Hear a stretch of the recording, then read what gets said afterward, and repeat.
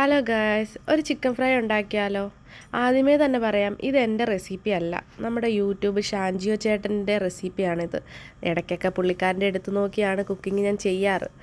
അപ്പോൾ എന്താണെങ്കിലും ഐസുവിന് എന്തെങ്കിലുമൊക്കെ ഒരു സ്പെഷ്യൽ ഉണ്ടാക്കി കൊടുക്കണമെന്നുള്ള ആഗ്രഹമൊന്നുണ്ട്. ഇപ്പം ഞാൻ ഇടയ്ക്കൊക്കെ എന്തെങ്കിലുമൊക്കെ ഉണ്ടാക്കും. എന്നാൽ പിന്നെ അതൊരു വീഡിയോ ആക്കി അങ്ങ് ഇട്ടാലെന്താന്ന് തോന്നി, അതുകൊണ്ടാണ്. എന്തായാലും അപ്പം നാട്ടിൽ പോയ പിന്നെ സ്പെഷ്യലൊന്നും ഞാൻ അങ്ങനെ ഉണ്ടാക്കിയിട്ടൊന്നുമില്ല.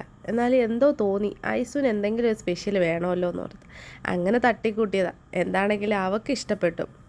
ചെറിയ പൊടിക്കൈയൊക്കെ ഞാൻ ഇടയ്ക്കിടയ്ക്ക് ഇങ്ങനെ പരീക്ഷിക്കാറുണ്ട്.